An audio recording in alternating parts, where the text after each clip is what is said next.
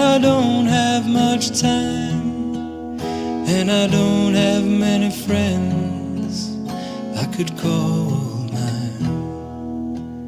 And I've been deceived, yeah, but haven't we all?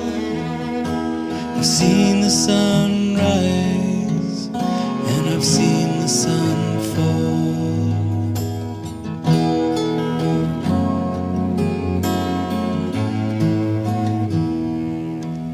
Well, I don't know why,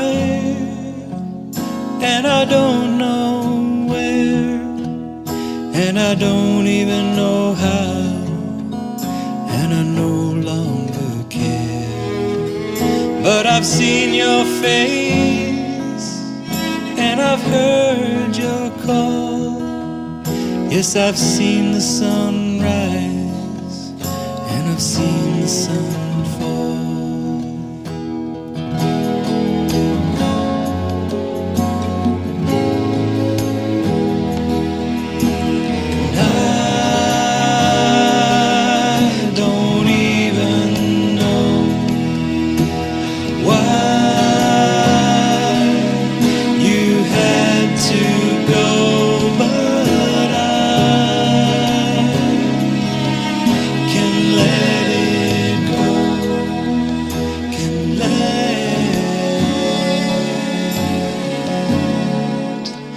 Let it go.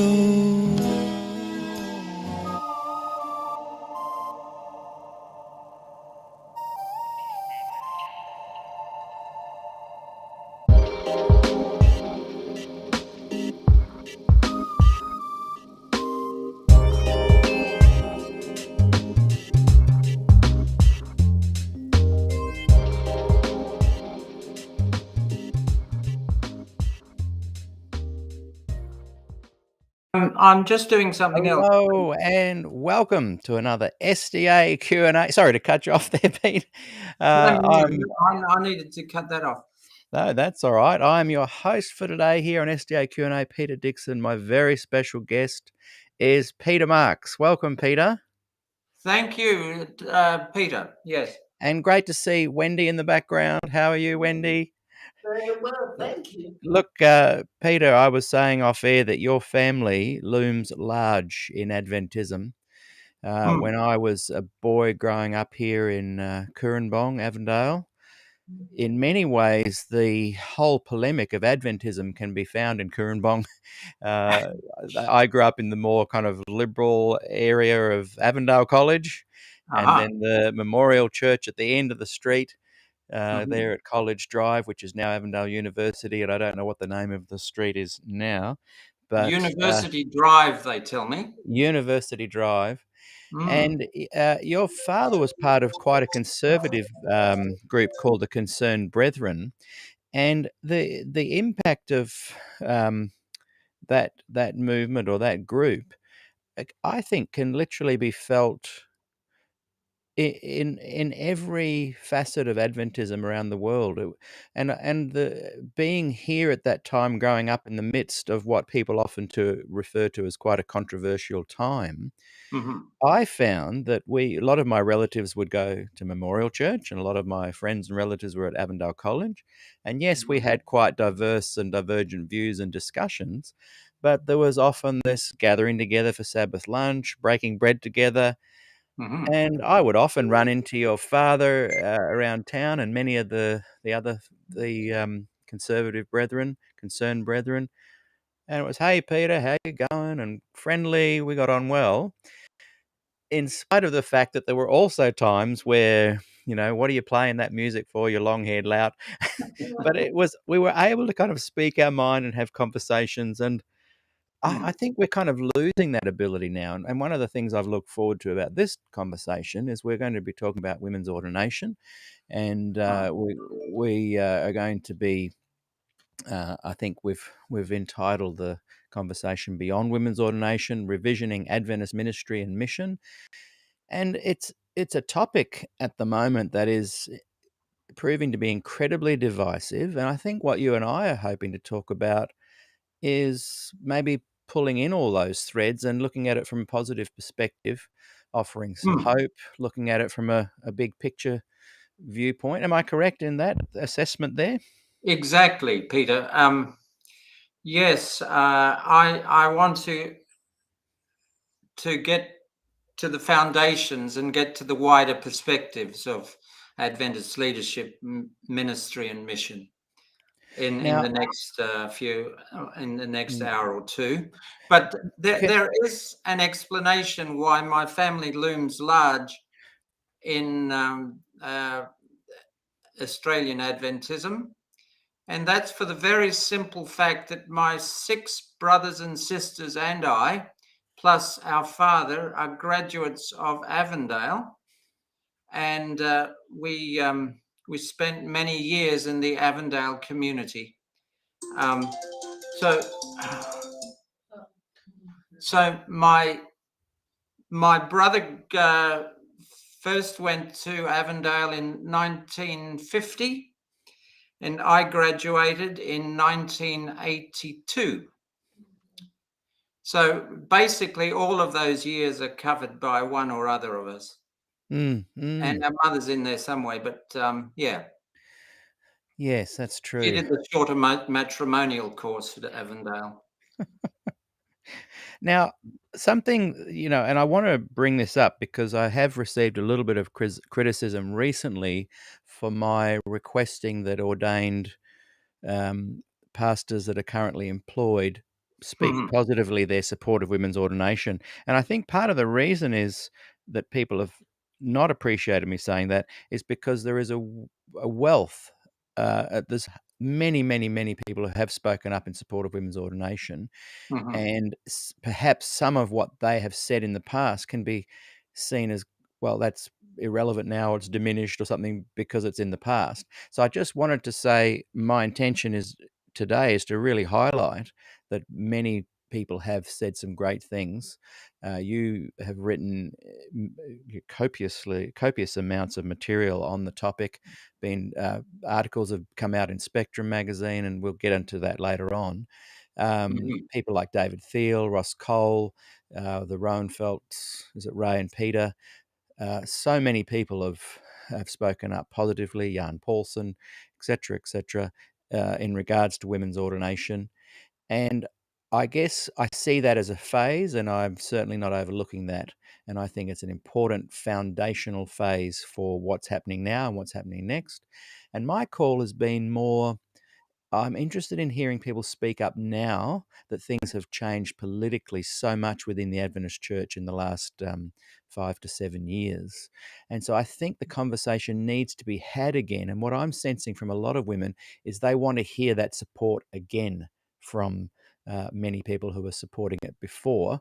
And the climate nowadays is a little bit more touch and go of how do I stand if I speak up and share my perspective on this. So people are a little bit of unsure where to go. So today's conversation is about honoring that past, that foundational support, the many, many years of dedicated service that people of both men and women have brought to the table for bringing about equality within the Adventist Church, and to look at where we are now and what positive things can be tied together to give a glimmer of hope for the future. So that's why we're here today, to chat with you. And so I just wanted to say that briefly. Thank you. And Okay. Now, so let's just kick off straight away with a bit of a brief biography of who Peter Marks is, a little bit about your family and background. Well, just before I do that, Peter, I wanted to say that I'm a retired denominational worker. I worked in Adventist ministry for 12 and a half years, and in the Samyuk University, as well as other universities in Korea. And I'm speaking on my own behalf. I'm not speaking for the organization. And I don't want any of my opinions to express today to trigger people or tick them off in any sense. My opinions are my opinions, and I'm a harmless retiree, and I have enjoyed having a voice in the discussions and debates about ordination and other things, but beyond that, I can't claim any influence anywhere. Hey, can but I just I think I've thought enough about the issues to have something reasonable to say today. You have. And Mm. look, can you just do me one quick technical favor? I just need you to shut the back door there. It's putting a little bit too much light, so we can't see your face. And while Okay. you're doing that, I'm just bringing up a copy of the book that came out that you and other authors were involved in, so I can hold it up. I bought it. I bought it the other day, and here it is. Oops, hang on, it's not letting me. I apologize for this, but it's an important book to hold up because I want. It's not letting me do it. Oh dear! It's South Pacific Perspectives on Ordination. Is that the title? It keeps. Yes, I should have it here somewhere too. Oh, here we go. It's starting to work for me now. I can hold that up. This is it. Yeah. That's the one. I should have just asked you to hold that up instead of wasting that time. That's fantastic. Your mirror thing must be turned around because your words are all back the front there. So I'll hold this up Oh, here. yes. It doesn't matter too much, but it's trying to get a good. It's not coming out, but people get the idea. If they type in South Pacific Perspectives on Ordination, Biblical, Theological, and Historical Studies in an Adventist Context. And It's edited by Graham Humble and Rob McIver. And it's a really great read. I read it again. I think I got it a couple of weeks ago. You can buy it on a Kindle as well. And my And chapter is chapter 13. and when did that come out? That came out just a week or two before the General Conference session in 2015. And as I understand, it was distributed to all the General Conference session delegates from this division and other selected individuals.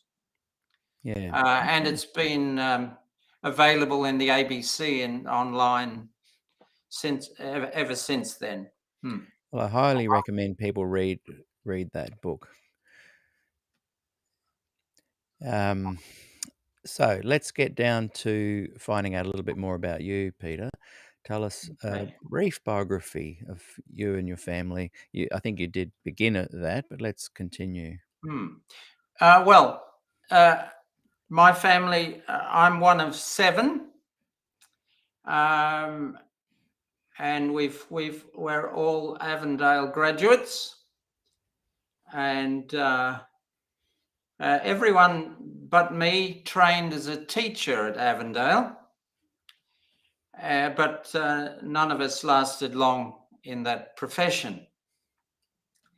My father was a convert to Adventism. He actually was the black sheep of his family in tropical North Queensland. And he jumped out of there after finishing high school and went up to Rabaul in New Guinea, as it was then, in about 1926 as a very young man. And while he was there, he read some books by George Macready Price about creation and evolution, and became the first convicted Sabbath keeper in New Guinea.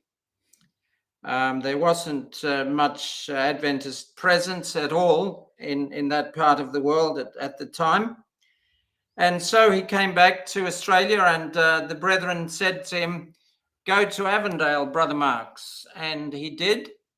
And he trained for the ministry and graduated in 1930 and went colporteuring during the depth of the Depression, eating bread and butter and carrots 3 times a day sometimes, and sleeping under fences with his push bike next to him. And then they sent him as a missionary, first to Fiji and then back to New Guinea in 1935. In 1938, my oldest sister, who's number 8 sibling, died of dysentery at the when she was almost 3 years old.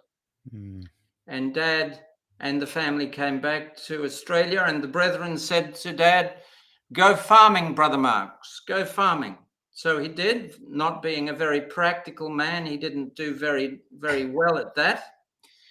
But we did do well when we arrived back in Kurrambong in 1965 as a little family. And Mum and Dad went into business in Kurrambong. And for many years, they had the Kurrambong bus service, the Morisset bus service, and everything else. Now, my mother was a teacher from way back, had a wonderful courtship with my father. My father's first wife had been killed in a road accident around Kurrambong one Friday evening. And my mother came along, and my father swept her off her feet within a matter of a few weeks, and they got married and lived happily ever after. So I'm married to Wendy, and we have 2 daughters, Ruth Ellen Marked, whom many of you know, and Amy Lynn Marks, who's the younger sister of Ruth Ellen, currently working in Sydney as an English teacher at Wahroonga Adventist School. I finished my high school at Avondale and went on to Avondale College, as it was then, and became a theology major. I started at Avondale with people like Ross Cole and David Thiel and Stephen Currow and Errol Singer and all the other luminaries. And I was somewhere there in the background. I finished a bit after them. I took a year or 2 more to before I graduated to catch Wendy and to do other things. But and then the Victorian Conference picked me up, and I began life in Adventist ministry in Melbourne as the evangelist's assistant to Ross Parker. What year was that? 1983. Right. I started in ministry, and then in 1986 I went to Newbold College to do my master's degree, and I came back and ministered in New Zealand for 7.5 years. And then I jumped out of there to come to library school at the University of New South Wales. Graduated as a librarian with a fancy master's degree in librarianship, and spent about 6 years being unemployed before taking myself off to Korea, South Korea, and after 1 year of teaching as a community language school, not SDA, but some Adventist outfit, Kang's Language School, I got taken up as a professor of English at a government university, Suncheon National University, SNU. And then after 3 years of doing that, I was taken up teaching English majors at Samyuk University in Seoul. Yeah, so we came back from Korea in at the very beginning of 2010, and we've lived happily in retirement ever after that. I took very early retirement, basically to look after my own needs and those of my wife, who's suffering from MS. So I've had a little bit of time since then to engage in writing, which is a love of mine. And yeah, before I get on to my research interests, I want to say that these days I'm the convener of what we call the Harmony House Fellowship in our retirement village here.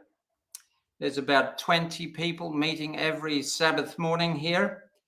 And I'm the worship leader as well as the convener of that. Now, wow. so I'm also double as the editor of our Retirement Village newsletter and as the secretary to the residents meeting, and enjoy doing that. Mm. Now, as far as my research interests are concerned, I have written these about 8 articles for this Spectrum blog from about 1914 through to 1919, and we'll talk a little more about them later, I think. But basically, I'm in support of the affirmation, blessing, and commissioning of Adventist leadership, regardless of sex or gender. Notice I don't use the O word too much. Yeah. Because Have you got that written down? Can you just say that again? You're in support of? I'm in support of the ABCs of Adventist leadership. The affirmation, blessing, and commissioning of Adventist pastoral leadership, regardless of sex or gender. So, and I dislike the word ordination because it carries so much baggage. I wish we could find a different word to describe what happens when people are officially affirmed, blessed, and commissioned. So my other interest through the years has been in Ellen White and her, what I call her practical theology. And let me explain what I mean, actually, because this is of great interest to me, especially as you have lots of people commenting on Ellen White and her writings and her career. Yeah. So I think a basic question we need to ask ourselves is, what is the true nature of theology as it was first practiced in the early centuries of the Christian era?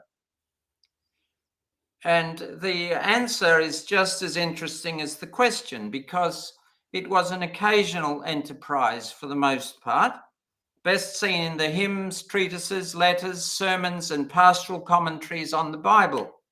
It wasn't an academic enterprise done by academics for academics. It was first done by elders, bishops, and church fathers. Now, in very recent years, this style of theology has rightly been called practical theology. It's a theology that's designed for the practical purpose of norming and forming the worldview of the saints. And in the last 50 years or so, such a theological genre has become a respected theological genre.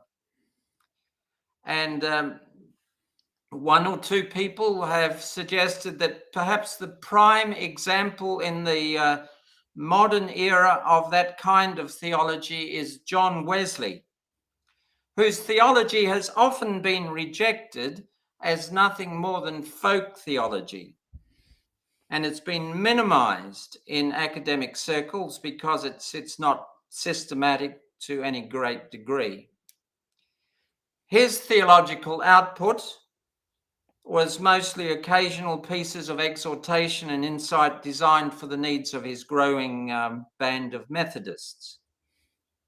It was important because it had a wholly practical function to norm and form the worldview of Methodist believers. In my thesis, and I started doing a research degree from Avondale, which I didn't finish, I ran out of time. My thesis is that Ellen White was likewise engaged in doing such practical theology, this time for Adventist believers, though with prophetic insight. So I do believe in the inspiration of Ellen White, but I would like to believe that what she did was designed to norm and form the worldview of Adventist believers. She wrote occasional pieces like the testimonies, pamphlets, magazine articles, sermons. But that kind of theology has an issue within it, because how do we ensure that there is coherence and consistency in all of what she writes?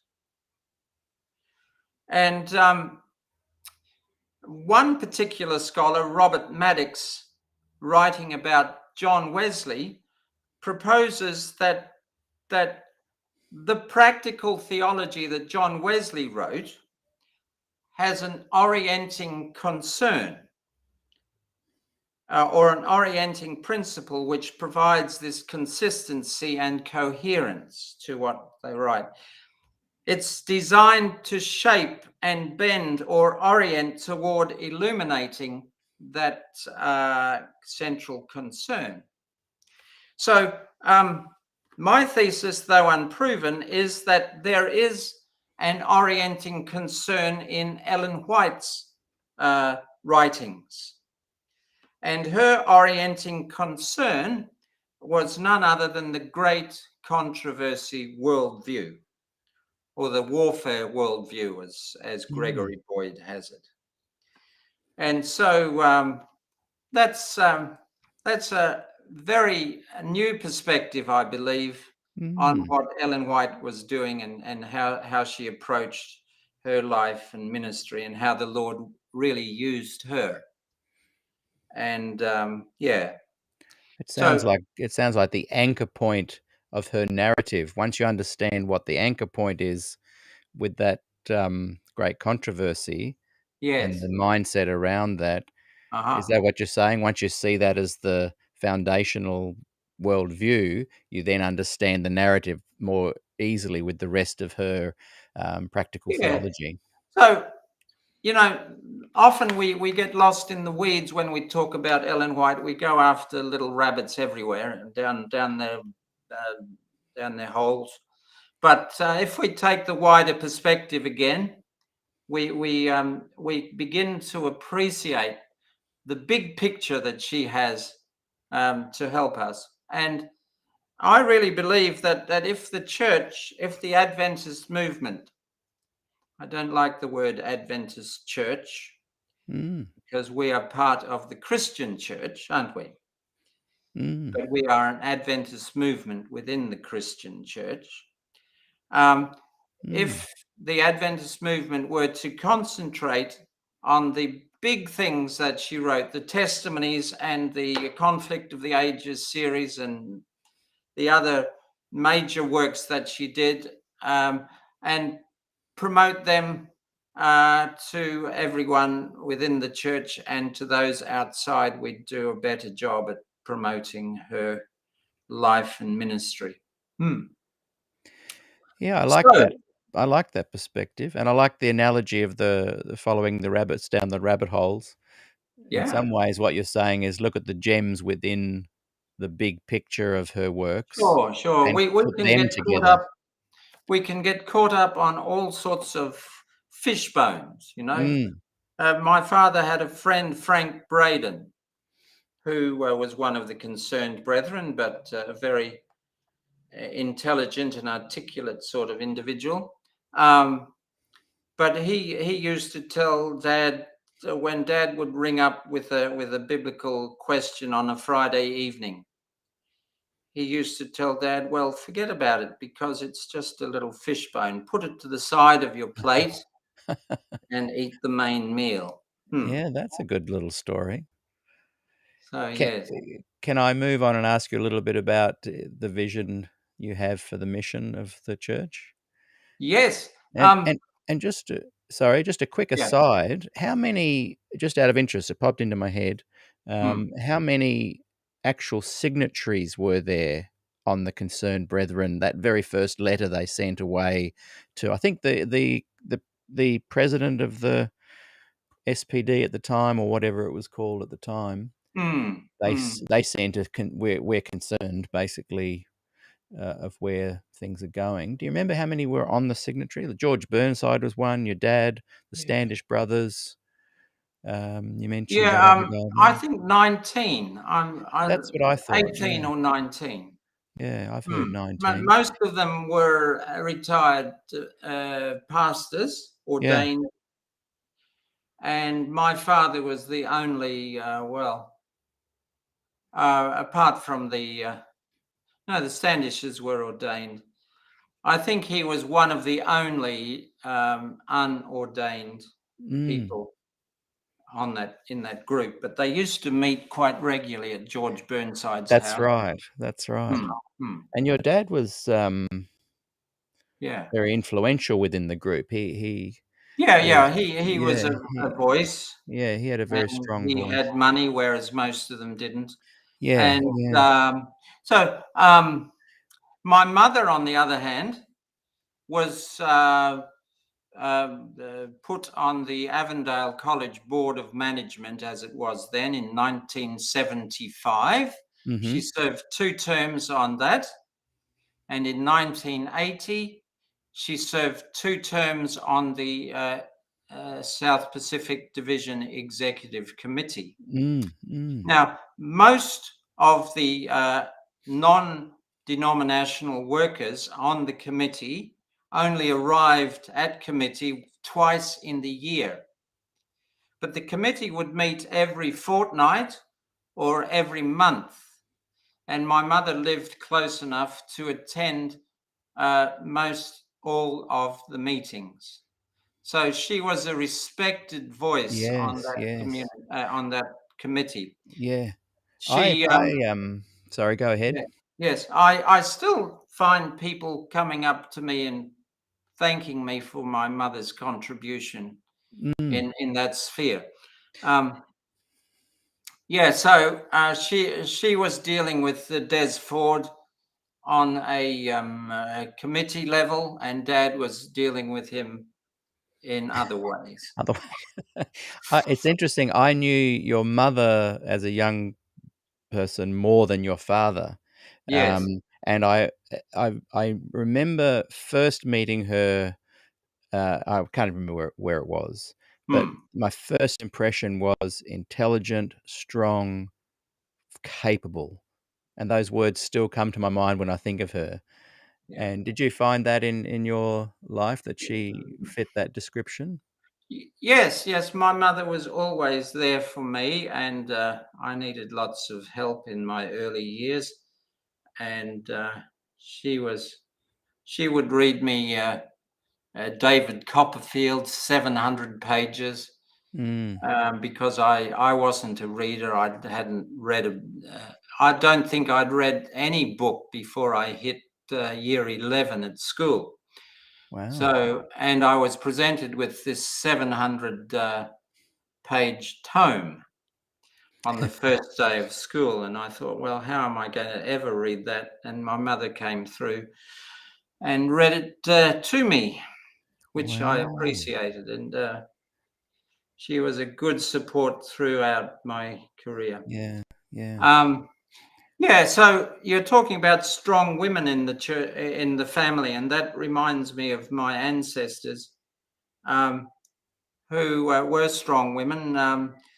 My great grandmother, Marx, was a temperance lady, and her husband was a wine merchant and wine taster in the middle of London for many years. I'm not sure how that family worked That's out, interesting.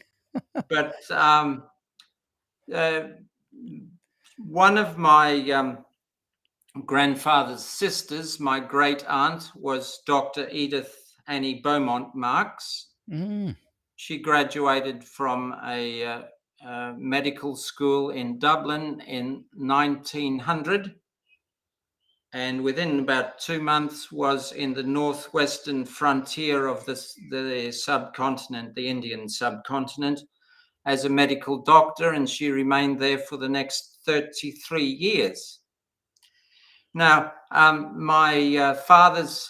two of my father's second cousins, who were cousins to each other, first cousins, went as very young ladies during the First World War to a little mission hospital in Central Africa.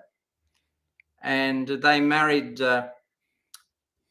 two of the sons of the mission surgeon, and lived in Africa very happily until well into the 1970s. So they were there for 50 years. They gave their life to Africa. One of those ladies became chiefess of the local African tribe, a white lady from London becoming chiefess of the local African tribe, the Lunda tribe of Zambia, the DRC, and Angola. So, yeah, so That's those are just incredible. some of the Yeah. strong women in the family on both sides of the issue. As you know, we had to reschedule a few times due to technical issues, but you and Yeah. I would often be chatting while we were waiting for technical things to be sorted.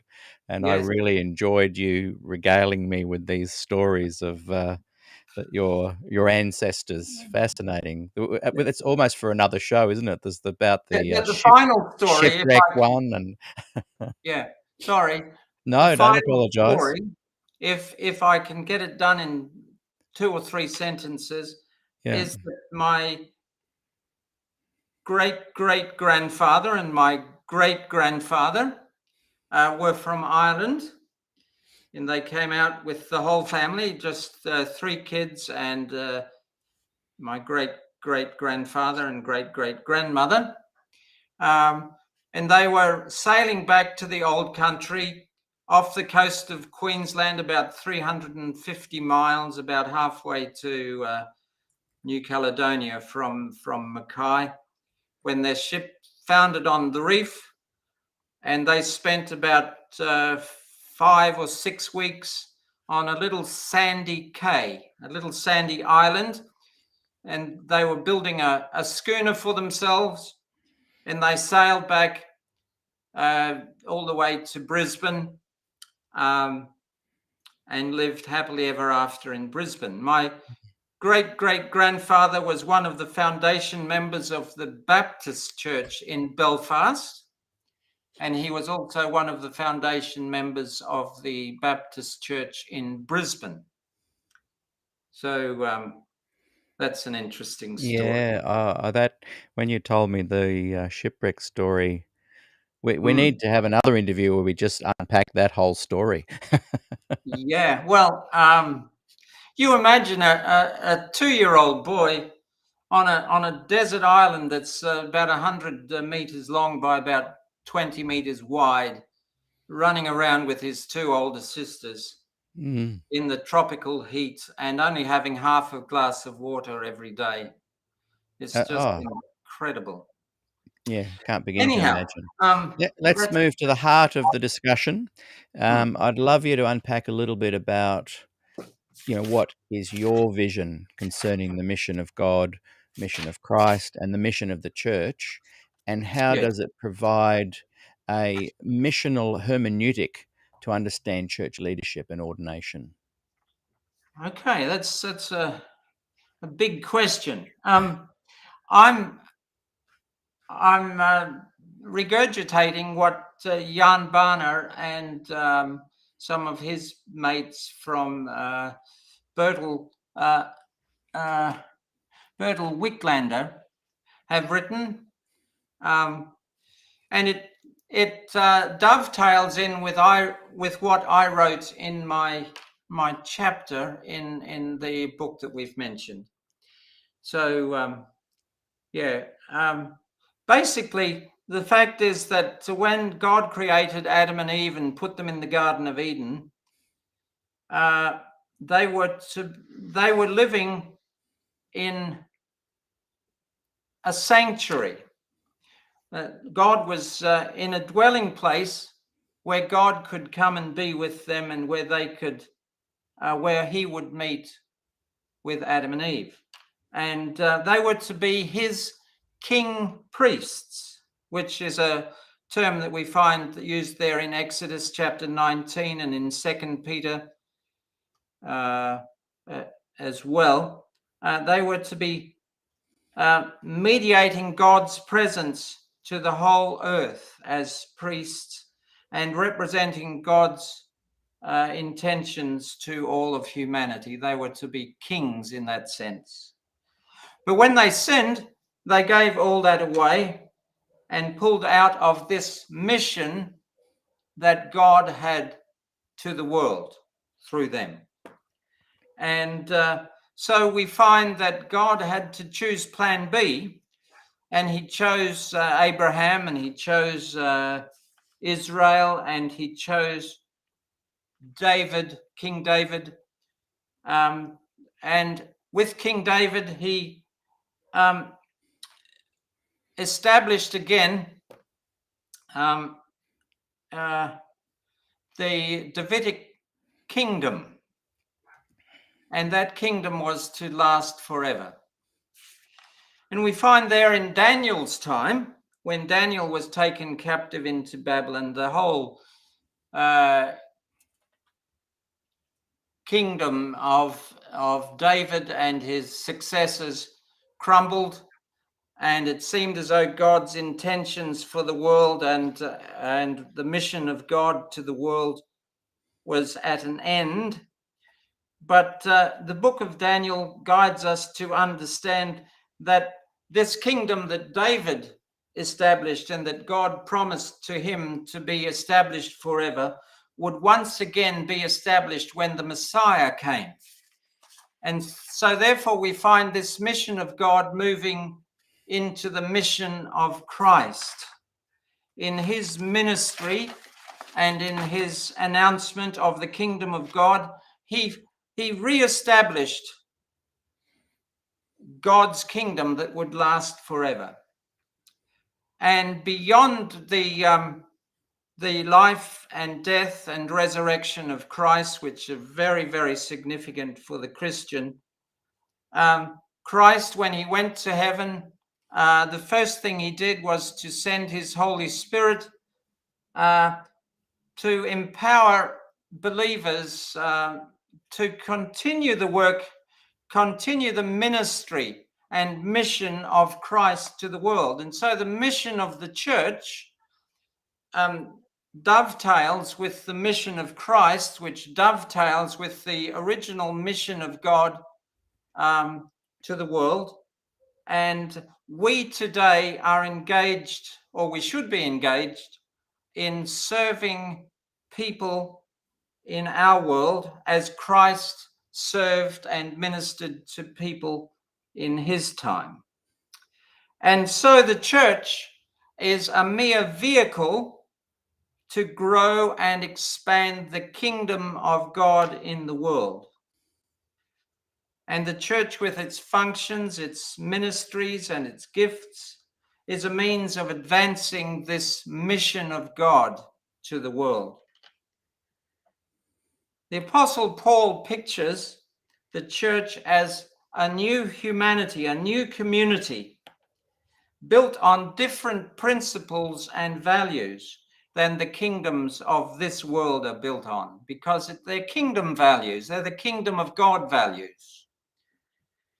And while the kingdoms of this world are based on the love of power, Biden and Putin and all the rest, this Morrison, the kingdom of God is based on the power of love that was shown on the cross, the power of love.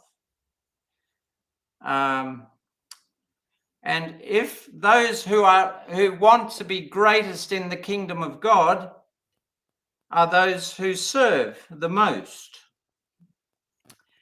and we are to be kings and priests of God in our generation, as Israel were to be in their generation, and as Adam and Eve were to be in theirs. And so we come down to talking about the priesthood of all, the priesthood of all believers. And in a few moments, we'll move on to talk about the collegiality of all believers, which is a term that I invented. I think Kung, what's his name? Kung, the Catholic theologian, used it before me. But yeah, I thought it was a good term to describe how we are to function, not in a hierarchy, not in elitist groups, but we are to function as believers on the one level. And so that's about all I have to say about the mission of God. Yes. Just 1 second, Peter. I've got a very important question next that is kind of the reason we came to this, but there's just Yes. one little issue I've just got to quickly attend to with the girls on the trampoline. I'll be 1 minute. Fine.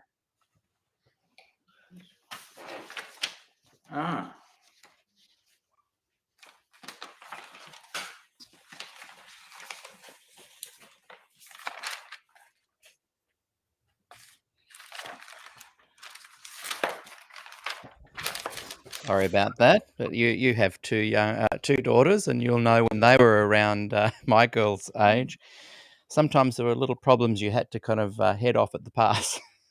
I meant to say, Peter, that you and I have the distinction of having lived in the same ancestral home for many years. Yes, Yes. and I meant to raise that with you earlier. The house that you grew up in Crawford Road That's right. Yes. Is the and house then that you're the house that I bought and then lived for many years as well. I only realized that the other day. My father told me. Yeah. Isn't that interesting? Very So, interesting. yes. Look, this is Avondale was a small world, and it's growing a bit larger now, but yeah. even got a bottle shop, hasn't it? Yes. What would your dad say about that if he was around today? Oh, yeah, perhaps we need the WCTU or something on the act. Yeah. Hey, look, Yeah, let's get back to it. this next question, in many ways, is the reason that we kind of have had this discussion.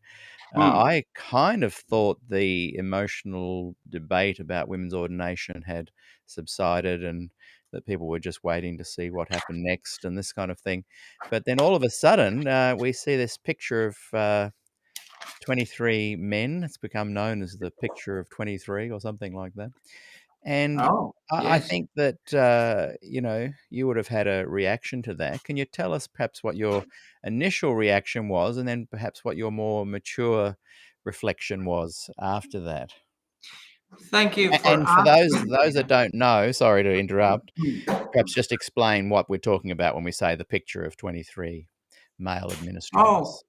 about a month ago, maybe 5 or 6 weeks ago now, the Australian Union called all of their conference presidents in for the first time since the beginning of COVID. And they were meeting as an executive committee. They were also meeting as other boards in the union. And there was a picture of the union administrators with the conference administrators for all the Australian conferences. And although there is one woman who is the CFO of the South Australian Conference, she wasn't there on the occasion and she wasn't pictured, nor were three other ladies who were on different boards and committees of the union who could have been in that picture but weren't.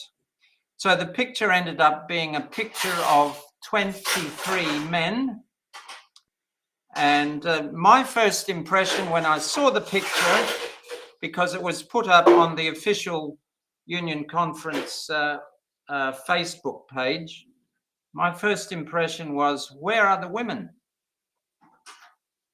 But then I began to think, well, there aren't too many women in administration of the conferences and the union in Australia. I can't expect them too much. And I showed it to one of my friends, and she said, well, she wasn't an Adventist, she isn't an Adventist, but she said, I said, this is a picture of church administrators. And she had been a Christian long years ago and jumped out of Christianity, organized Christianity. She said, oh, it's a picture of happy blokes. And she didn't think anything was unusual. She showed me a picture of her Mormon administrators, and they were all dressed in their suits. And these people were dressed very casually and without any ties on, apart from the union president. And she didn't think there was anything too unusual about it.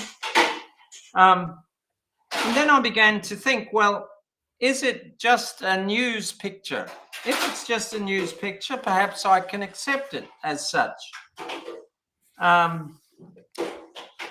Could it be in their happiness to be together for the first time in many months, and they neglected to think about the optics of the picture? I'm sure that's probably the case.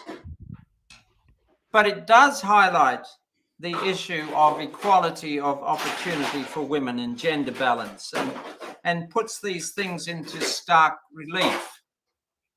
And I'm thankful for that. But I began to ask myself questions about, well, if we get upset about 23 men being in one picture together without any women, how many men administrators would be acceptable in a picture? Would it be 4 or maybe 8 or maybe 12? Would 4 people be acceptable if they were pictured together, and 23 be unacceptable? Should our male administrators hide away and never be pictured until such times as we can have more gender balance? Is that a reasonable expectation? And then I also asked myself the question, is it right to hold our administrators accountable for doing better on this issue? And yes, can you stop that with Ellen? Please don't do that anymore. Is it reasonable to expect our administrators to be accountable? And that's a big yes, as far as I'm concerned. And I'm sure you discovered yesterday that our union president, Terry Johnson, wants to be very accountable in what he does. And yes, so they're my thoughts on that issue. I think why people were so upset is not because of the picture per se, but the realization that only that 10 of the 23 jobs that the men in the picture represented are not available to women. and I think you and I would probably agree that it's not a matter of for me, it doesn't have to be an equal representation, but I'm thinking that maybe equal opportunity is important, and these are the difficulties that they are facing. And I know that a lot of people were upset with that concept, not so much that there weren't women present, but as I said, of the 23 positions represented, only 10 could be held by women, that women could even apply for. 10 of those jobs were not available to even apply for. Yeah. Well, I guess after having lived in the church for 60 odd years, for me at least, Peter, and having seen a host of conference presidents come by, I've never, and living in a retirement village in that sort of bubble, where I don't really see how the world operates. It isn't so in my face as with other people who have to face these issues in the world every day of the week. So yeah, I'd be happy to have a woman conference president, but I'm not sure that too many of them would put their hand up, even if policy were available to them for that position. Oh, and I agree. I think you'd find that just as we find in other employment realms, for Yes. example, engineering, Mm. it seems like maybe there's not a high representation of women there. However, if a woman wanted to put a hand up for the job, just her being a woman wouldn't stop that process of being able to unfold. And I think that's the problem that people are upset about.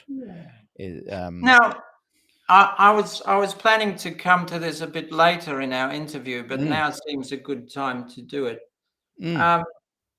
My great aunt Edith, the doctor in India and roundabout, women had really to fight for the opportunity to be doctors in the British Empire and in the Western world.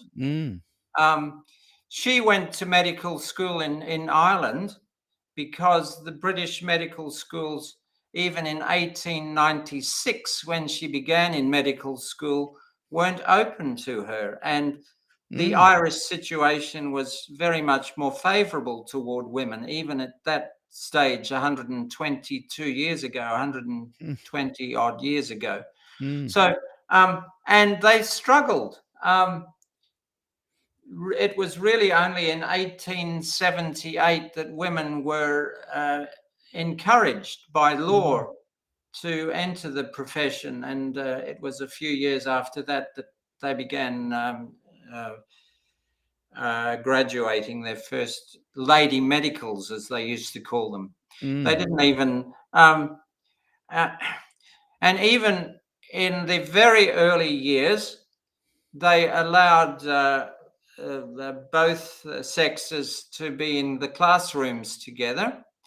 But when it came to the anatomy lab, they had separate anatomy labs for men and women.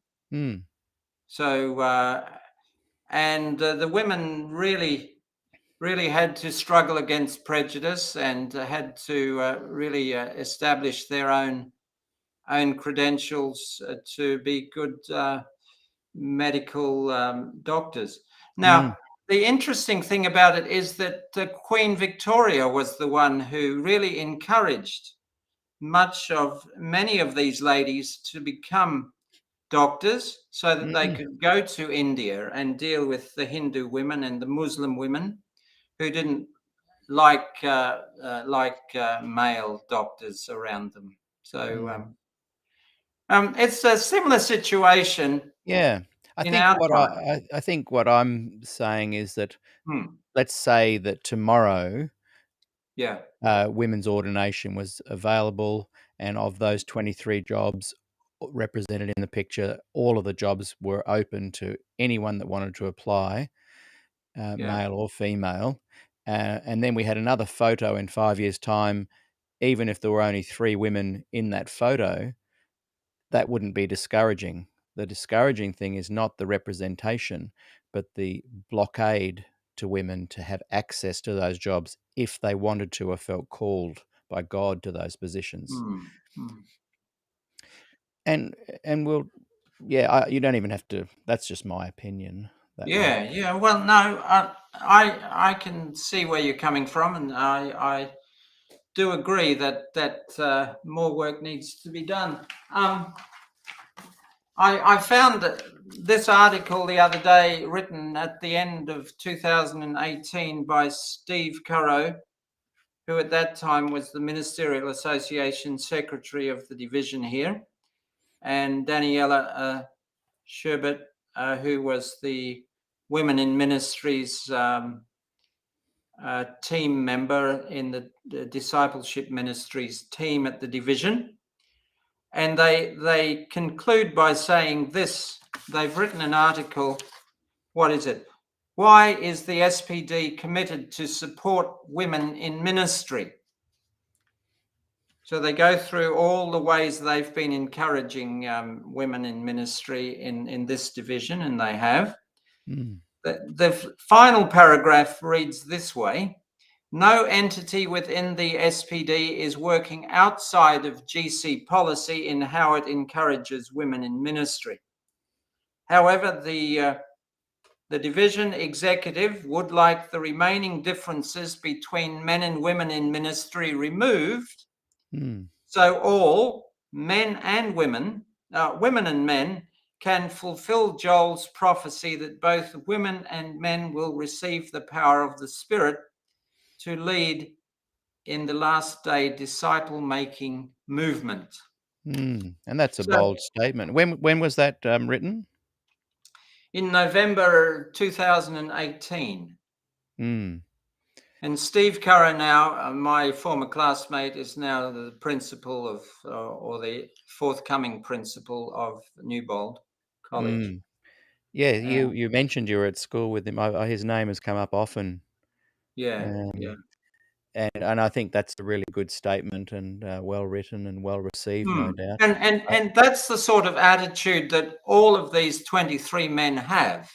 yeah. But Oh, but yeah. I have they're no doubt they're they're hanging back. They're hanging back, waiting for the general conference to catch up. to.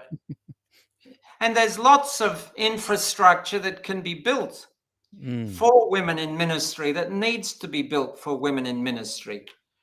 There were. It's one thing to click your fingers and to say, well, we can ordain women now. It's Mm. another thing to have all the infrastructure ready and operational for them to plow ahead in ministry. And When I think they.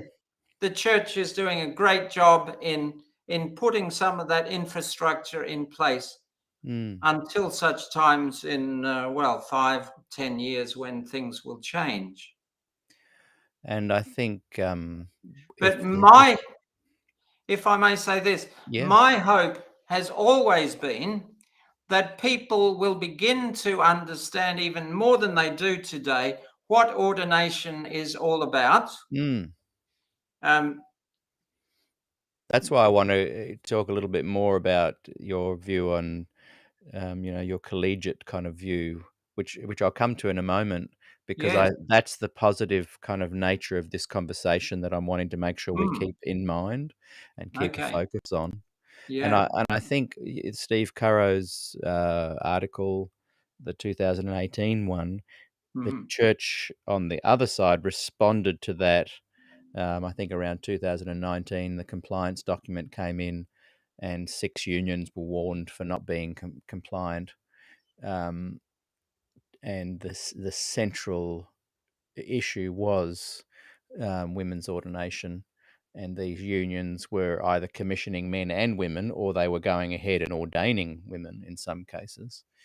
And so there's been this reaction, hasn't there, between, we want to be able to publicly say we want to head towards this, and then a reaction to that from administration of, but we don't want to happen right now. And so there's these jostling of power almost, in a way, isn't there, going on? And I don't want to get into that, but it's just interesting that since that time, I've personally struggled to find ordained, employed pastors willing to kind of speak up so much in support of women's ordination outside of euphemistically. And I think, like you said, everyone is waiting to see what's happening, and perhaps waiting for the GC to catch up in this area. Interestingly, I reached out a few weeks back when this first interview was mooted. I reached out to Nerida Taylor Bates, who's the president of the Association of Adventist Women in California. Wow. She and you went to college together, I think. Yeah. Did you? Yeah. I didn't realize she had that position, though. That's amazing. She does. She's a pediatrician, but I reached out to her because she'd previously got in touch with me, and she told me that she said some interesting things here. She said that women pastors recently that I've heard from feel that it's harder to talk about women's ordination now than 5 years ago. Yes. But she said, I've not got a sense of how or why. The last woman I spoke to said to stop all the aggressive and confrontational activities and just let women pastors do their job. That was a woman pastor herself, I guess. So I think there is some fatigue in women pastors just wanting to do their job without fighting other battles. Yes. Yeah, I've gotten that impression too. Like, I've had women say to me, Pete, just let it go, be quiet, pull your head in. Yeah. We just want to get on with pastoral care. Now, interestingly, she's translating some of the things that have been written in English in favor of women's ordination into Spanish, particularly, and in hopes of circulating them in South America, because the South Americans are pretty backward in coming forward. But another thing she said was that there are now more women studying at the seminary than men. And so she doesn't understand exactly why women should be so discouraged. She said there are two possible reasons. Firstly, fatigue. Women are very busy doing their jobs. They're too tired to fight, and little hope of change this year. And second, she said, because of political polarization, it's a real and destructive thing. She said it's much like happens in the medical profession at the moment. People are angry and toxic and insulting in what they say about vaccines and all sorts of things. And she said, yeah. And that's part of the reason I wanted to have this conversation with you today, because I want to let people know that I personally am happy to talk about the positives and go slow and honor what's been done, and to try and take the heat off in some ways for some of the women. Someone wrote to me and said that whenever this person was a commissioned female pastor, she said that whenever she speaks up in support of it, all the trolls come out and hammer her and give her such a hard time. And I thought that's terrible, but it also, I can understand why she'd want to just get on with the job, Well, in the old days, there was no real opportunity to go onto social media and to say all these things. And in some ways, it's created some unkindness out there, hasn't it? Like, people can kind of anonymously berate and attack, and things they wouldn't say over a meal at a cafe kind of thing. Yeah. So the another thing she says is that only in South America, India, and non-China Asia do Adventists not allow women to pastor. So it's only in Africa, women are beginning to pastor, and we'll talk more about the African situation. And she also said that I see a real shift beginning in male administrators in South America.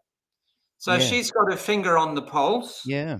And she's saying these male administrators in South America are beginning to change their tune as far as ordination of women is concerned, and women leaders.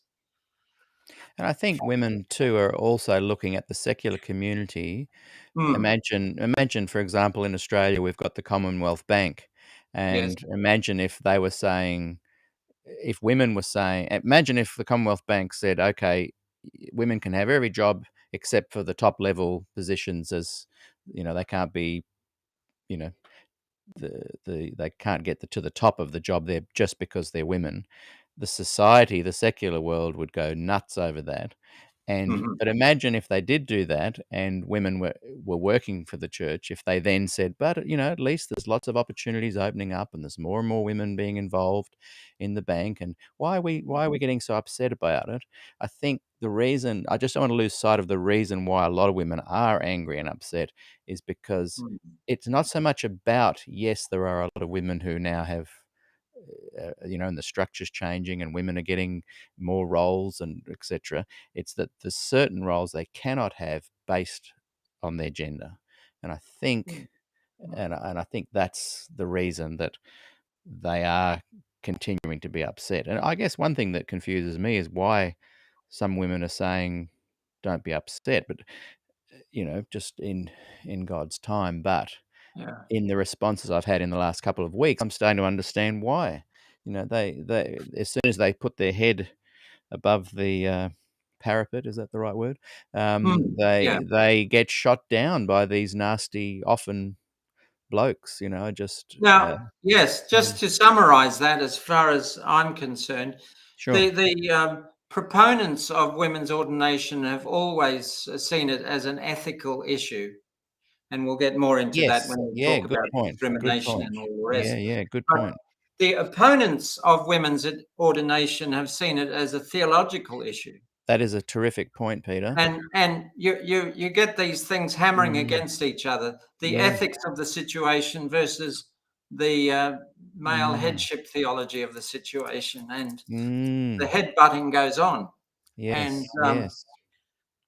hmm, Look, that's a great segue into the next question, because if we can have this more collegial approach of believers, that can help diminish the headbutting, and that's what I'm focusing on and hoping will happen, is the headbutting will cease.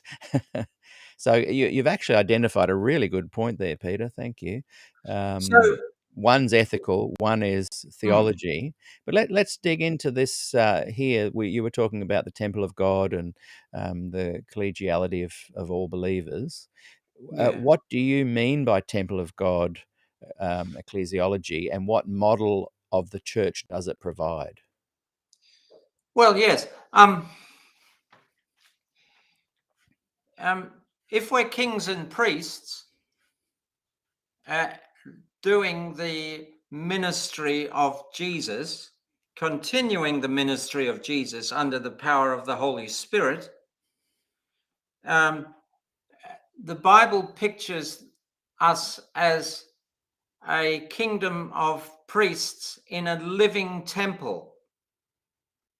It's not Kellogg's living temple, you understand, but the living temple of 1 Peter chapter 2.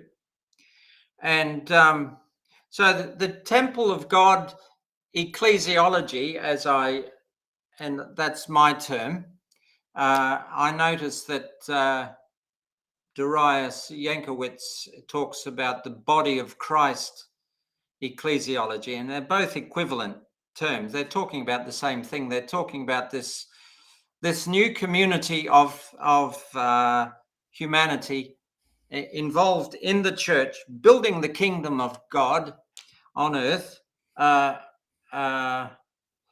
Yes. And we are all on the one level. And the term collegiality of all believers simply seeks to express the commitment, a commitment to discover the implications of what it means to engage in a new set of relationships that Jesus himself taught when he said, all of you are brothers and sisters. It won't happen among you that some lord it over others. That's the new set of relationships that we need in the church. Now, it's very easy for our administrators and our pastors and for all of us to subscribe to this sort of theory, but it's much more difficult to practice. And it's the difference between the love of power on the one hand, which is according to the world and all of its kingdoms.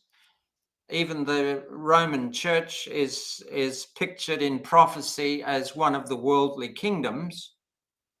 And then the power of love on the other hand, which is this new set of relationships that administrators and pastors and the rest of us are called to embrace in this collegiality of all believers. We are working in the temple of God to build the kingdom of God as the church of God. And yeah, so that's a very, very interesting idea, I think. I think, and I'm so glad you said the other thing about the difference between ethical and theological, because that dovetailed nicely into your answer there about the equality, and in some Now, ways the rest is politics, isn't it? yeah, well, these 23 administrators that were pictured there, some of them are my friends, and I've had many friends and classmates who both at Avondale and at Newbold and in other places who've been presidents, union presidents, and my brother-in-law was the union president in PNG, Lee Rice. And 500,000. Well, no, how many church members up there? About 300,000, I think. Wow. Until 2015, he'd spent 5 years up there. But so I know these men. I talk to them. I correspond with them. I even corresponded with Mike Ryan, who was chairman of the vote at the General Conference session in San Antonio, and he would have wished that that the vote had gone the other way in 2015. But yes, it's easy for administrators to say, yes, we believe that in theory. It's much harder to practice. And I find that some of my friends who have closer dealings with conference presidents and conference administrators than I sometimes talk about, oh, this one's a bit, he's changed. He used to be this kind of individual, but now in his present position, he's that kind of individual, you know. And I think, well, these people are good people, but they've lost that vision of what it means to have a collegiality of all believers. They've lost that vision that we are engaged as kings and priests in building the kingdom of God, and we're not to build our own kingdoms. And this fits right in with what one Salvation Army guy said about about these things. He said that there are two problems in the church today as far as ordination is concerned. He said the real problem is institutionalization. Institutionalization, and associated with that is clericalism. And Adventist pastors sometimes imagine themselves to be clerics, to be part of the clergy, which is anathema to the New Testament, really, because the New Testament doesn't draw that distinction between laity and clergy. It draws a picture of the whole people of God, the laos. And within that laos is the pastoral leadership and every saint. We are all part of the laity, the laos, the people of God, the whole people of God. Yes. And again in my Spectrum articles, I hammered that point. This is a new vision of the church. And I'd like to suggest that rather than think about the conferences, the unions, the divisions, and the general conference as a hierarchy, we think about it as we think differently about it. We think about it in terms of a model, a clockwork model, wheels within wheels. Some are bigger wheels, some have a greater sphere of influence and a greater sphere of responsibility, but we all are hanging off each other, and we all are integrated into each other. I'll just bring in a comment that someone has written there. They're quite impressed. They've said, "I'm quite impressed with the way that you present yourself, Peter Marks. We might be on opposite sides of the argument, but you're one of the few that I can respect." That was a nice comment. Thank you. Thank And you. I think when we so that was I can't see who that was because it's coming through just as Facebook user. I think when people heard the Ted Wilson total member involvement, I think people see that as a delaying diversionary tactic. This is me speaking now, not speaking for you or anyone else. It's just an impression I get that the way you're talking about this collegiate approach, this we're all equal, we all have our gifts to bring to the movement, I can get on board with that. But when I hear it spoken in the ways it's spoken, I feel that it's political and a bit of a maneuver. So I'm really appreciating hearing your side of it. And it's also given me a clarity to I am on the ethical side of it, not the theological side of it, as my first port of call. And my urgency stems from my equating discrimination based on gender as the same as discrimination based on color or race. And so for me, it has that sense of urgency to it. And if people understand that, they then understand the narrative of how I kind of talk about it. But I think it's good for people to see that that's not the only way to view this. And now, lots of people get hung up on male headship theology, and we needn't go there today.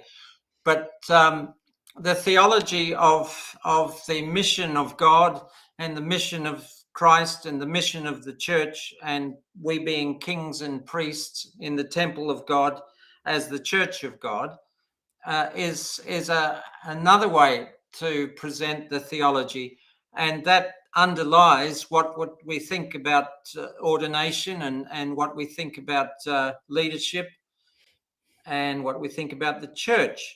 And what we also need to think about as far as revival and reformation are concerned, because you're right, that these little taglines that are often thrown around the church, like total member involvement and revival and reformation, can be just that, taglines. But if real revival were to come to the Adventist movement, this would lead to administrators catching the vision. This would lead to a reformation, a reformation of the church, a reformation mostly in our minds, so that we could understand this lateral model of the church rather than the hierarchical model of the church. Peter, you've gone off. Am I back? Am I back? Yes, you're back. I had a little Wi-Fi glitch my end. I think it's all right again now. Yes. So we've had this interesting kind of discussion about what's going on, what we see, how a more ideal approach or perhaps an ideal setting might look, wading through the political sides of scenarios, etc. Tell us a little bit more of these thoughts that you just started to share there about revival and reformation. Like, is it possible? What steps can be taken? Just unpack a little bit more of what you were saying. What are your thoughts about revival and reformation? Well, it goes right back to the day of Pentecost, really, doesn't it? Because the day of Pentecost was the day of Christ's inauguration in the temple of God in heaven. And when Christ was inaugurated in the temple in heaven, the first thing he did was pour out his Spirit on the believers gathered in Jerusalem on the day of Pentecost. And they were then empowered to continue his mission and ministry to the world. And that has continued right through the centuries till our time, you know. And I like to think of the Adventist movement within the Christian church as God's global dispatch riders. You know what a dispatch rider used to be in terms of warfare and armies and things. Mm-hmm. It even happened right up till the time of the Battle of Waterloo. My father's namesake, Lord Raglan, was there. He was the secretary to the Duke of Wellington on the battlefield. And he was wounded in the Battle of Waterloo, and one of his arms was cut off in the evening, but in a tent. So, but after the battle, the Duke of Wellington had the responsibility of getting the official dispatch, the official record of the battle together, and he wrote 2,300 words in the official dispatch. And then he dispatched Major Henry Percy to London from Waterloo, from the battlefield. And he took about 3 days to get to London. First of all, he went on horseback to the Channel. Then his watercraft was becalmed in the Channel. And finally, he got to the other side and he got on a coach and six and rode into London. And then he ran up the stairs into the ballroom where the Prince Regent was. And he said, "Victory, sir, victory." And that's the first official word they'd heard of victory in the Battle of Waterloo. But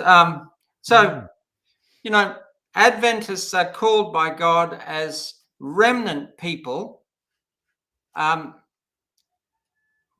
with a message of Christ's victory over the kingdoms of this world, and to announce the final inauguration of his kingdom in heaven and earth.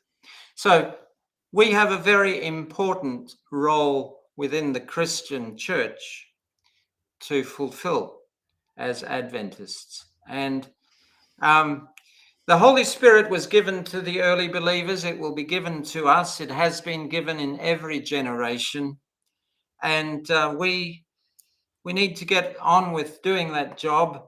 And the only way we will succeed with that job is if we people who've been revived and people who are willing to be led by the Spirit to reform our ways and means of doing things, and the Spirit will blow through all of our efforts, and we will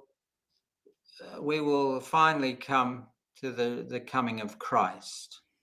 So it's this idea of revival and reformation isn't so much a tagline as something real that needs to happen in the church, and something that would really overturn many of the objections to women's ordination, if you like that word, ordination, which I don't, but the ABCs of affirming, blessing, and commissioning men and women. I don't like that word either. I think we only talk about it because it's used as a weapon of suppression, and Yes. that's why it becomes a word that needs to be discussed. Well, the Salvation Army have a good way around it at the moment. They say in their commissioning service, which since 1978 has become the Ordination and Commissioning Service, because they didn't used to ordain their officers in the Salvation Army. They only ever commissioned them, and they were very, very sure in their early years, and even into the 1970s, that their officers were not clergy. But in 1978, the pressure had come on through society that here these people were doing all the functions of Christian clergy. Why don't you ordain them? Why can't we be ordained? The officers used to say. So the policy changed in the Salvation Army in 1978, and they were ordained. But these days, if you look online at a commissioning service, at an ordination service of Salvation Army officers, they get about 20 or 30 of them together at a time when they finish training college, and they pronounce the words, because God has ordained you, we commission you. Oh, okay. I think that's a lovely way to go. Yeah. In a certain sense, because although I don't believe in the O word, they're saying that God has ordained people, and therefore the church we commission. Yeah. So I had a little correspondence with a New Zealand retired major of the Salvation Army before he died the other year. He apparently noted something that I'd said online, or something that I'd written online about ordination, because in the Salvation Army there are those people who dislike the fact that the Salvation Army have embraced this ordination theology. They see value in only commissioning. And he's written a whole book about Salvation Army leadership. He also wrote a book about Salvation Army history. And I have it right here, Saved to Serve. And he has 3 chapters on the ecclesiology of Salvation Army. And one of those chapters is dealing with the role of women. It may even be no, it's not. It's one of the 3 chapters. And he says that although that they've had women leaders, women officers in the Salvation Army since they were established in 1888, and although a handful of those leaders have become general conference president, if you like, of the Salvation Army. Still, that women in leadership roles as officers in the Salvation Army have long encountered problems. Yeah, somewhere here, just excuse me for just one moment. Those that are watching, we're chatting to Peter Marks, and we're discussing a revisionistic view of ministry and women's ministries, and what have we called it here? Beyond Women's Ordination, Revisioning Adventist Ministry and Mission. And there's a lot of gems coming out here today, Peter. When William and Catherine Booth were getting to know each other before they were married, William said something that wasn't very encouraging to Catherine about women preachers. And she told him that if he didn't change his tune, that she would have nothing more to do with him. So, but he did change his tune. And in 1895, he wrote orders and regulations for staff officers. And this is one of the good quotes in that work. One of the leading principles on which the army is based is the right of women to an equal share with men in the great work of publishing salvation to the world. She may hold any position of authority or power in the army, from that of a local officer to that of general conference president, if you like. Women must be treated as equal with men in all the intellectual and social relationships of life. Do you like that? Can you read that again? One of the leading principles upon which the army is based is the right of women, the Salvation Army, to an equal share with men in the great work of publishing salvation to the world. She may hold any position of authority or power in the army, from that of a local officer to that of general. Wow. Women must be treated as equal with men in all the intellectual and social relationships of life. Isn't that incredible? When was that written? 1895. Wow. So this is the ethos of the Salvation Army from the very beginning. Can you send that to me, or put it in the comments later, a link to that? I think that's really good. Yeah. I'd love you to put in also your links to your Spectrum articles as well. I'll put in a link to the Ordination. My Spectrum articles are on my Facebook page. Yeah, but if we put links into the actual conversation that we're having here, that'll just help people. If they're watching the interview, they can go direct to them down the future. Now, I want to read you another small quotation, this time from Florence Booth, who was wife of Bramwell Booth, who was William's son. He was the second general, so this is his wife talking in 1928. There was pressure even in those days for Salvation Army officers to claim clerical status.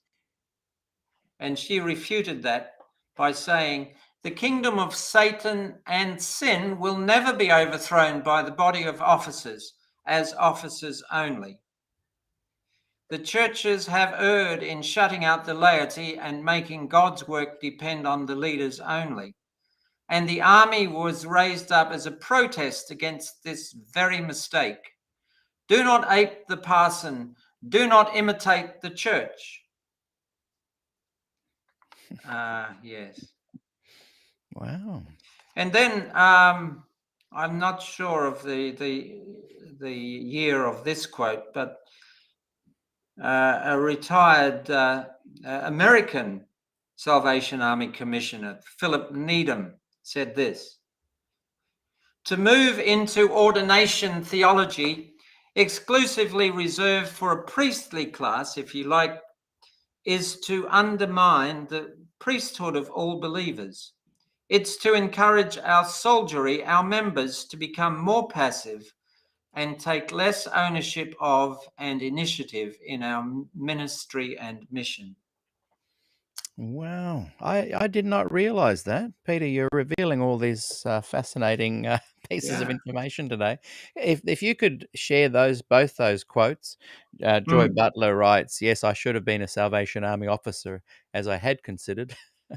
I grew up with a wonderful South Australian grandmother and went to Sunday school and on the Sunday and Sabbath school on the Saturday."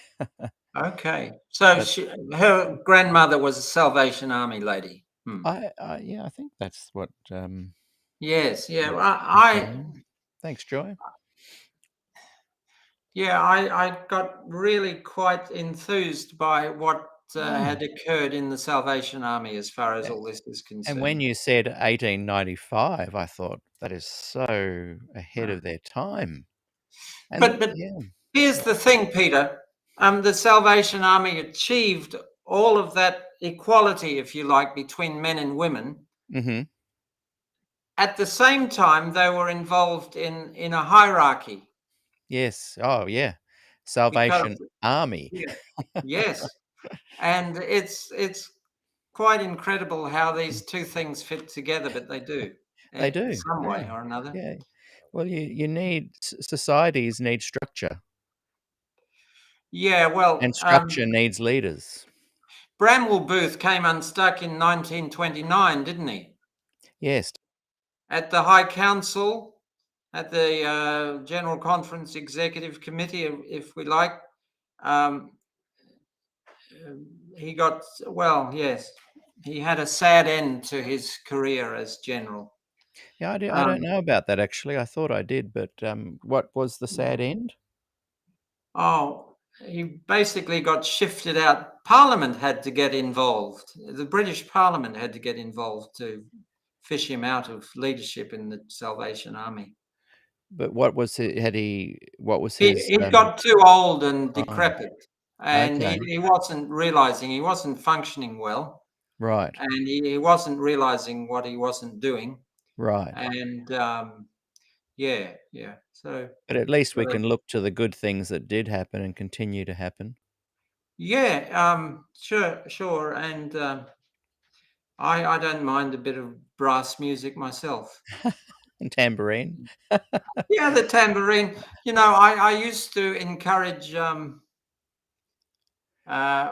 of the members at my local church here on the Gold Coast a few years back to bring her tambourine to church. And some people used to say to me, "Can you encourage that woman not to do it?"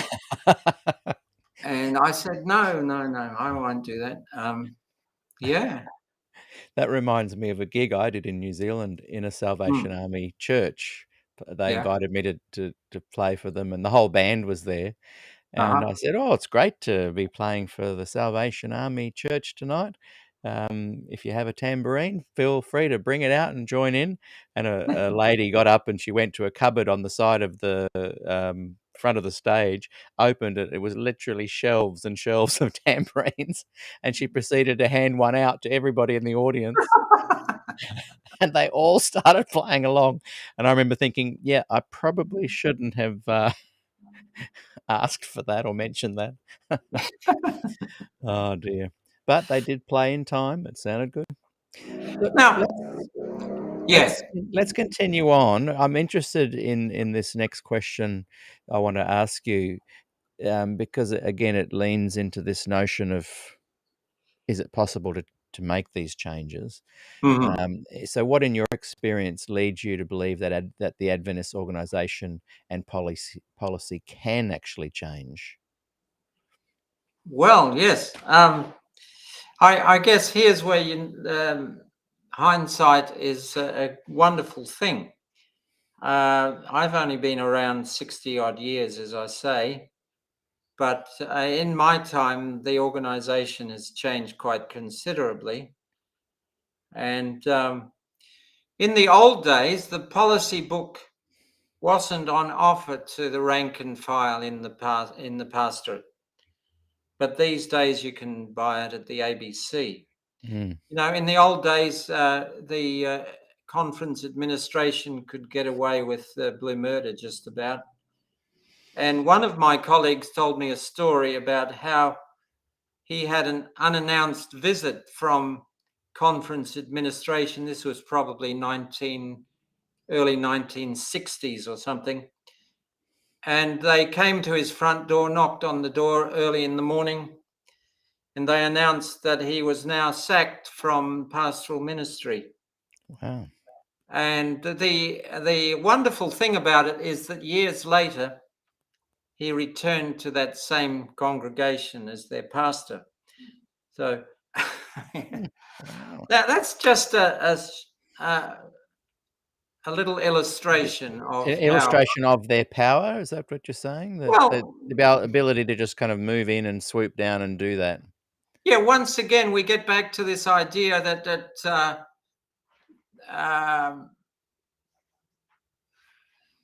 the administration often ruled with a heavy hand.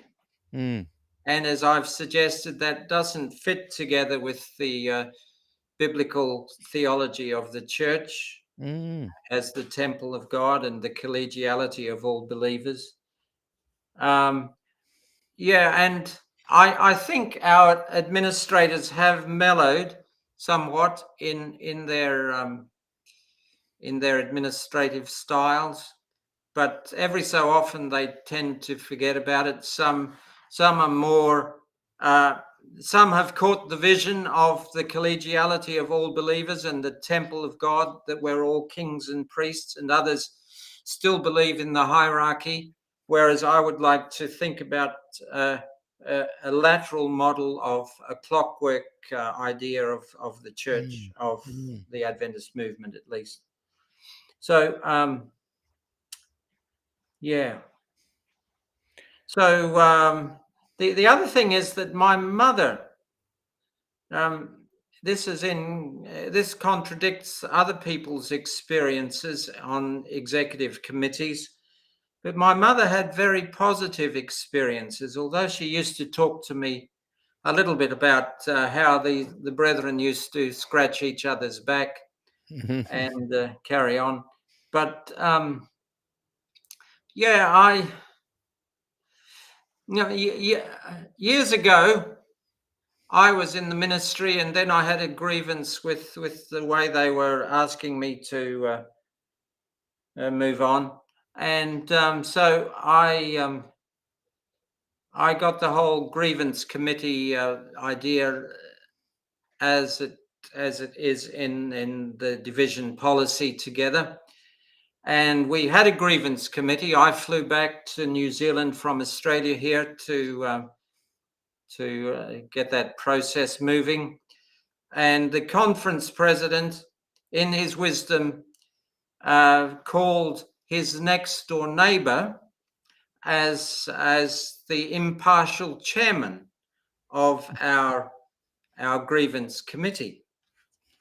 So here was the grievance committee, 3 of mine and 3 of the conferences, and 1 impartial chairman, which happened to be the next door neighbor of the conference president. That's what I mean by power and authority and all the rest. And they came through with a very even-handed decision, 3.5 points for the conference and 3.5 points for me. But we parted company. So, yeah. Have you got other experiences in your life that discourage your positive stance? Well, I have to be a little careful because, you know, my brother-in-law has been union president, and my nephew has been conference president, and my classmates and friends have been everywhere. Yeah, I guess what keeps me positive is that the biblical theology of the church is there, and it's a vision I aspire to, and I wish that more people would aspire to. I don't think that our pastors and administrators do a very good job at communicating that vision of the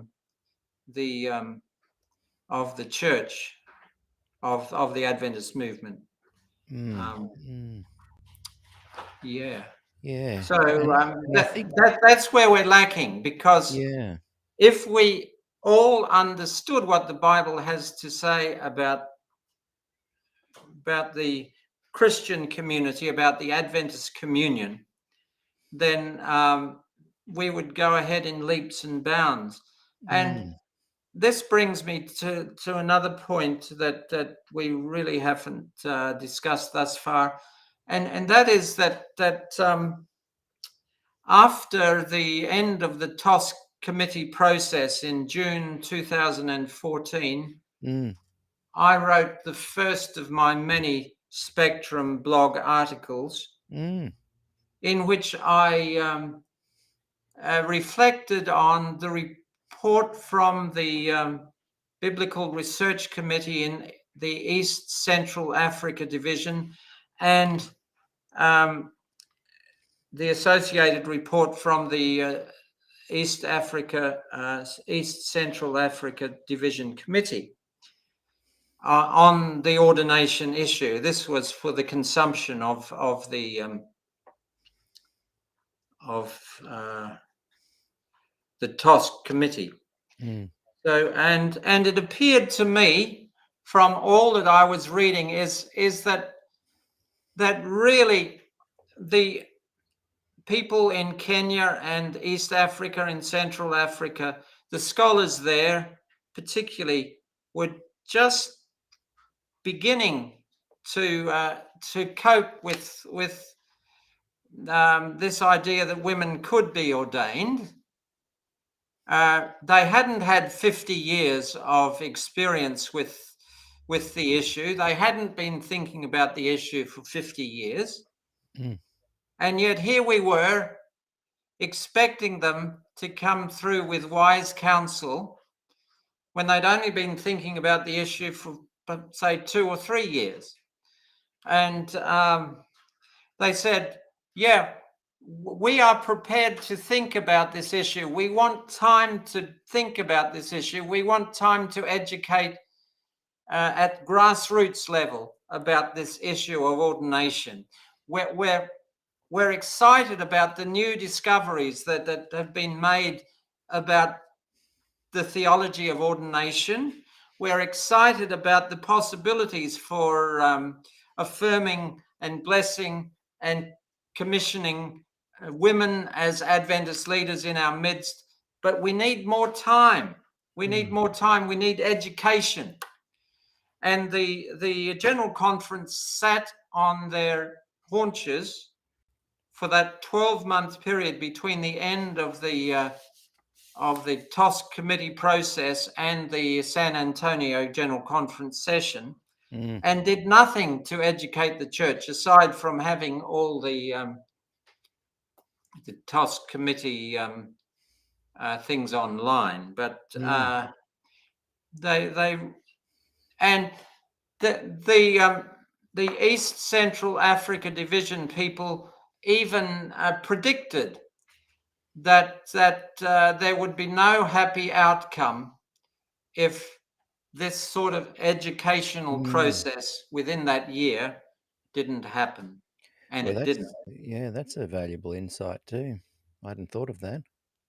Yeah, so it's I believe that even at that stage, the Africans in East and Central Africa were good dialogue partners for us in the West, in the Western divisions of the church.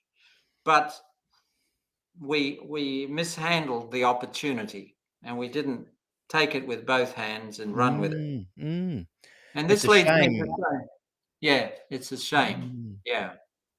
This leads me to say that I was told by a retired General Conference operative after the General Conference session in 2015, that were it not for Jan Paulsen's speech that was booed and hissed and all sorts, that the decision on women's ordination would have gone through, according to the belief of some of the vice presidents of the General Conference and some of the other leaders in the Wow, General Conference. that's big.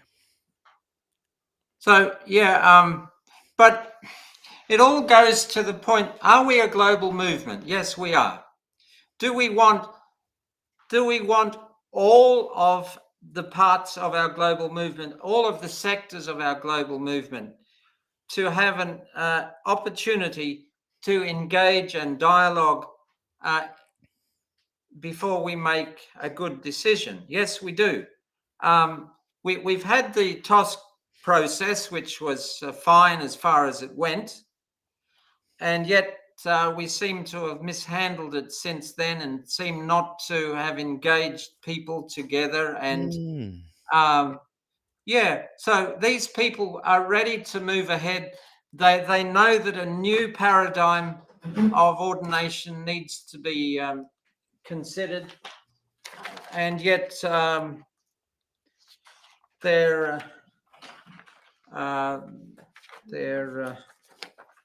fumbling it. Yeah, and it's interesting. Ellen White noticed this potential problem, and not pertaining to women's ordination, but this idea that people are going to be at different stages around the world, and that's why she helped set up the unions for this very problem, to avoid the global kingship model. And it seems unusual that they're going in direct opposition to her counsel. But what I'm saying is that there's a lot of education as far as ordination even still to go on. Yes, Because yes. if we were to extend the ordination to women without understanding some of these more foundational issues, we've really lost the best opportunity we have to come to grips with the nature of the church, the nature of leadership, the nature of ministry and mission.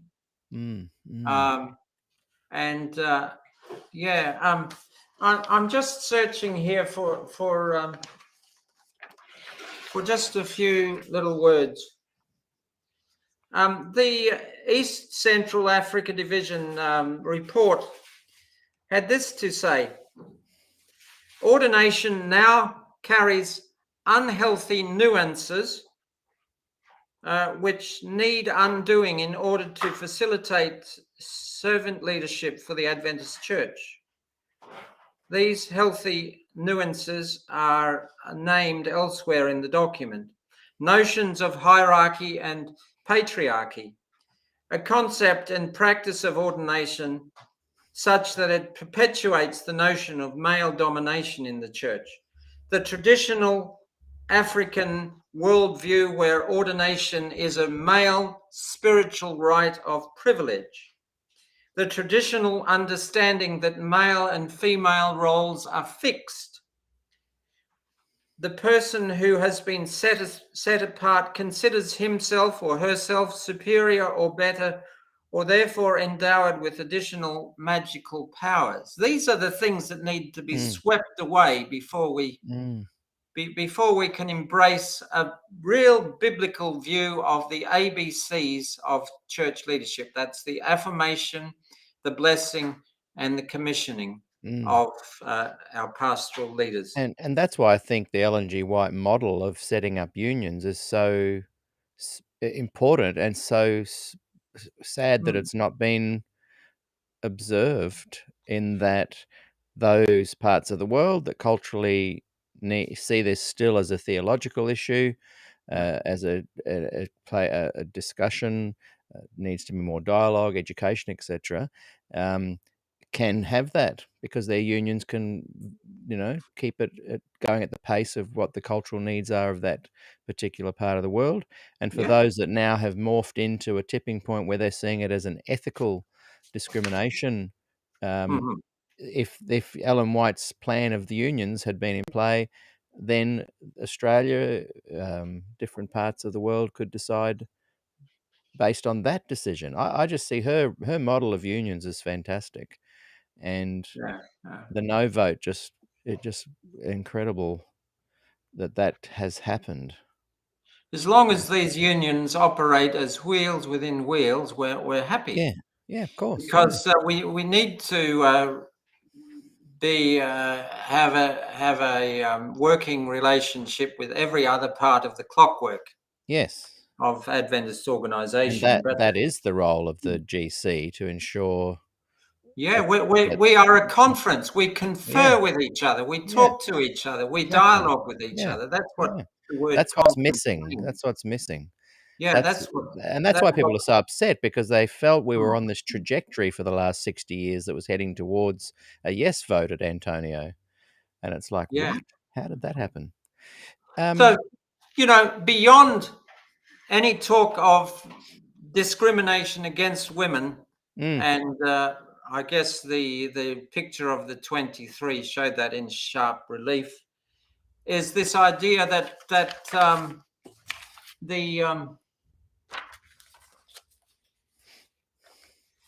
the way we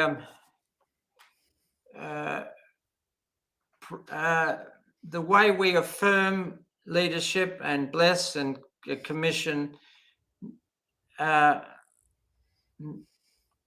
needs to be seen in terms of a charismatic leadership, a leadership that is exercised according to the gifts of the Spirit, and needs to be seen as a missional priority to have all of these women and men in leadership.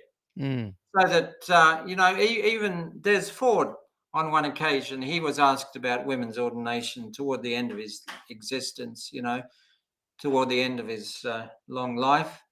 And he said, well, how can you progress when you only have half of the leaders that you really could have in the pastoral roles? And so, it's a missional issue beyond discrimination. It's an issue of charismatic leadership beyond discrimination. So, yeah. mm.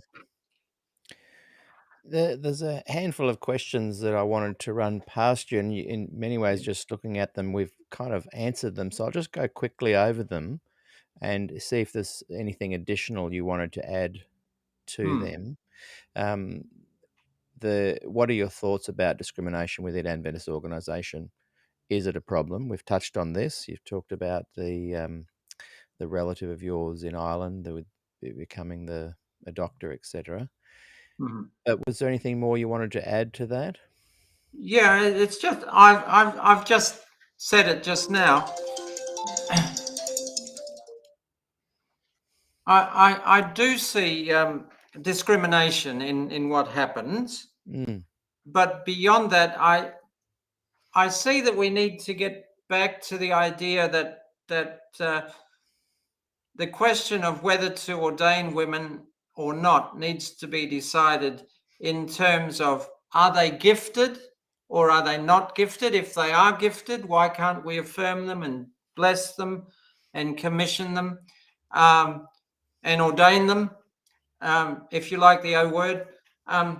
yeah. It needs to be seen in terms of getting as many leaders for the work of God together as possible, whether they're men or women. It doesn't matter which, as long as they're gifted. So that's why I say we need to see this in terms not only of discrimination, but also of mission and of charismatic leadership. Mm. Yeah, that's why I'm just going to touch on these last ones, because you have kind of answered them already, but it's good just to highlight because they're key questions. Hmm. So just adding a little bit is great. How might Adventists think beyond discrimination, equality, and justice when thinking of women's ordination? Yeah, well, that was one of my questions, wasn't it? I should have an answer to that. I'm getting a bit brain weary. Yeah, it's we've only been going 2 hours. Yeah, 2 no, hours. well, it's just thinking in terms of the mission of the church Yeah, and of the fact, are these people gifted? If they are, why not bless them? If they're not, why not put them where their gifts lie? I yeah, mean, yeah. all of us are gifted with one gift or another, and no gift is more valuable than another. But Mm, it's just, and the church has the role of discerning mm, these things. God is the one who said, I'm giving gifts to everyone, male or female or whatever. But where the church has fallen down is in discerning the will of God in these mm, matters. And I think the church made a terrible mistake in 2015.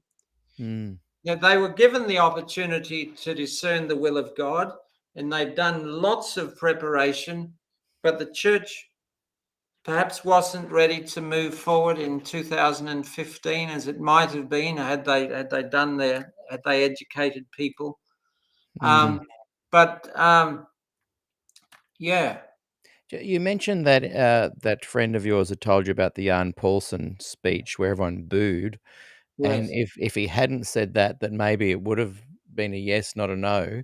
And those yeah, that don't know the subtlety of that vote, it wasn't a yes or no to global women's ordination. It was a hmm, yes or no to allowing unions to decide for themselves on the ground, depending with what their cultural issues and thoughts were on the yeah. topic. Why do you Uh, think that was? Why did his speech? Was it like what was it? A knee jerk? We'll show you kind of response. yeah, What? yeah. I think that's about what it was. Right. They were prepared to give permission. They knew that it wouldn't happen in their neck of the woods, but when Jan Paulsen appeared to say things not in accord with their wishes, Mm, they got annoyed and did the rest. But you know, however the policy is changed, however it's changed, it always needs to be a permissive policy in permitting the ordination of women where applicable. It doesn't need to be a prescriptive policy. mm. This is what must happen. No, it wouldn't Yeah. work. Exactly. Yeah. Hmm. Yeah. That's a good little line you've said there as well, Peter. Hmm. Um, So look. there was Yeah. one other thing on the top of my mind. What was it? Oh, yes. And here we'll finish very shortly, I think. I've found that the best work on women's ordination has been done by the Trans-European Division, and especially by both Jan Barner at Newbold and Bertel Wicklander, who was the previous division president in Trans-Europe. And Bertel Wicklander wrote the book, can you see it here? Ordination You've got Reconsidered. mirrored the other way I'm around. sorry. There's a button. Ordination Reconsidered, the biblical vision of men and women as servants of God. Right. And he uses about 700 pages. Oh, no, he's just, he got about 450 pages in the book. And he's really outlining the mission of God, mission of Christ, and the mission of the church. Mm, And the fact that if we're all kings and priests, if we're all in the temple of God, as the church of God, building the kingdom of God, then we need to ordain people, men and women, and he doesn't like the O word. He doesn't like the O word. But yeah, just let me summarize just one or two things. He's got an appendix here: considerations for the church in its ordination policies. Point number one: focus on the mission of God, with all believers serving as his ministers for the salvation of the world. So, yes, this is what I need to say. We're all called by God, whether we're in pastoral leadership or whether we're not. The gifts of the Spirit are given, and the call of God is enfolded within that gift of God that the gift of the Spirit that is given to each of us. So we're all called of God, not only the pastors. And so focus on the mission of God with all believers serving as his ministers for the salvation of the world. Number two, remove the distance between clergy and laity and the levels of ordination. Yes. Number three, there's only about 7.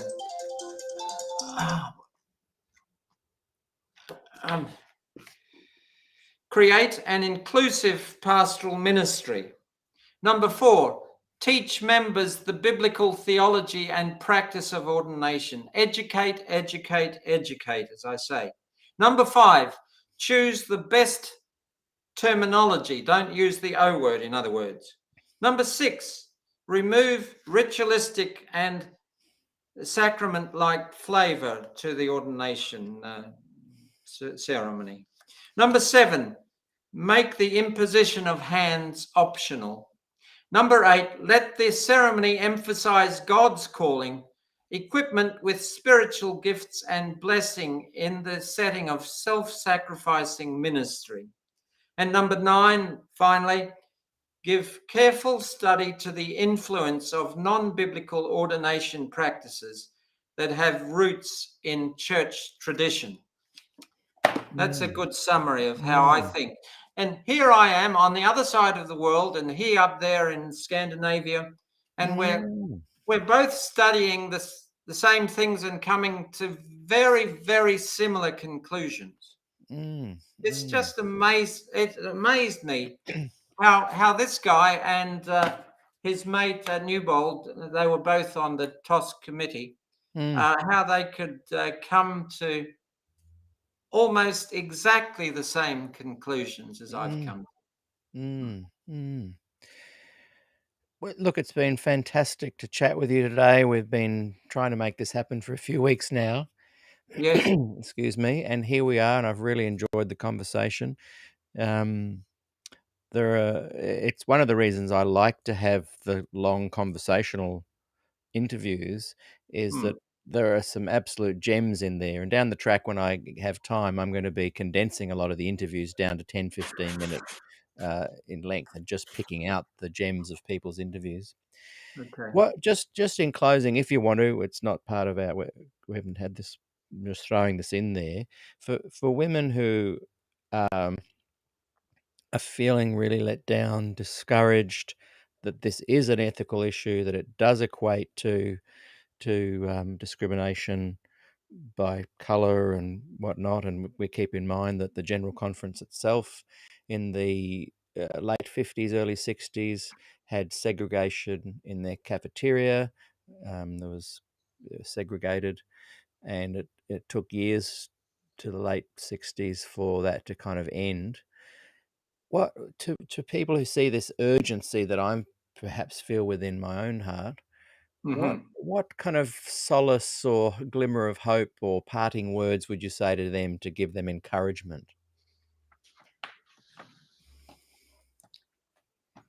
And I've put you on the spot there a little bit, so you don't feel you have to answer it. But if I there's think something that springs to mind. what has encouraged me the most is to understand this model of the mission of God, the mission of Christ, and the mission of the church and then to understand that we're kings and priests, and we're in the temple of God as the church of God, building the kingdom of God. Yeah. And my, as well as understanding that the Adventist movement is a global organization, and we need permissive policies, and we're tracking that way, but we haven't arrived as yet. And patience is a great virtue, I think. I know it's easy for me to say that. Here am I, having dreamed all sorts of dreams for my career very early in the piece, and having achieved almost none of that. And I understand the disappointments that come when careers don't work the way they might have worked. More than 99% of people who are listening to me. And I really do understand. And I can look back on my life. I have many regrets, but the Lord always seems to give consolation prizes. And he's given so many to me. He's given me a whole armload of them. And I'm happy with that armload. You've gone off, Peter. Gone off again. Hang on. Yeah, you're on Yeah, again. I'm back. And they may not even be consolation prizes. They may actually be you just simply doing what we've called our program, revisioning what actual success is. And I think that when looked upon in that way, it's not a consolation. It's actually how your life was meant to be. Yeah, well, I wish it'd been a lot different. Well, for whatever reason, we've found ourselves having a conversation that I think's been very important, one that I think people will watch for years to come, and this little time capsule of history that we're creating here, I think will help to give Let me people a balanced view of what we're talking about. let me give a shout out to my twin brother Yes, he's in watching, is he? California. His name is Paul Marks. He's a pulmonologist and a critical care physician, and he's been caring for COVID patients now for about 2 years. He told me the other week that he has no ICU patients with COVID now, which is a great thing. Okay. So I hope you're watching, my brother. I'm sure he will. We are monozygotic twin siblings. What does that mean? Monozygotic. Is that That means fraternal? we come from one zygote originally. So that's not identical. It's Yes, that is identical. It's his identity. That's what I thought. Yeah. Yeah. Yeah. Although he looks a bit different than I do. But we are genetically identical. Isn't that In fact, amazing? Ancestry.com gave me the results of my DNA test, and they said this sample is either from you or your twin brother. Wow. I just want to close too with it, because I know there will be people watching this that are not happy with this concept of patience, and Yes. I think you've addressed that, where you also understand that might be a difficult thing. I'm personally not patient with this topic, and I encourage people that share that to contact me and be on the program. Share your thoughts as well.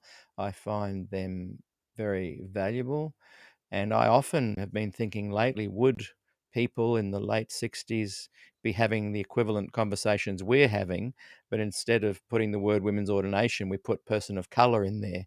I wonder if well, let's just be patient and time will bring about change. I wonder how people will look back on these conversations in 30 years' time and think, how on earth could they have been patient?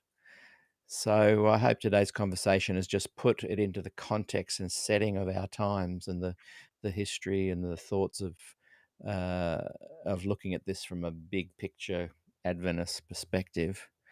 But I certainly align and connect with the people that are feeling super impatient about this. But I really value that we've been able to have this conversation today. We can demonstrate civility. Even the person that wrote earlier saying that they disagreed with you, but would totally appreciated the way you were speaking. Someone else has just written here. Thank you, Peter Marks, for your wise words. Life is never fair, but we can still believe that God is there. Okay, that's a and quotable line, isn't it? Life is yes, never fair, but we can still believe that God is it's there. there, yeah. And someone else on the opposite side of the fence there has written, patience is not a virtue. Women's gifts, their results of reaping are wasted, plus their souls are damaged. And boy, I hear that too. I So can agree with that. yeah, I can agree that the results of their reaping are wasted and their souls are damaged. Yeah, certainly. yeah. I've got someone at the front door. Yes, and we're literally about to press the end stream button. So everyone watching, if you've enjoyed the conversation, click those heart buttons. And Peter, we're just on the verge of hitting 400 subscribers at our YouTube channel, where we're going live every interview now. So Mhm. let's see if someone watching right now can just tip that from 398 to 400 for us. If two people could just quickly go and click that button, that'd be fantastic. Anyway, thank you so much, Peter Marks. Such a pleasure to chat with you today, and let's continue the conversation. Thank you, Peter.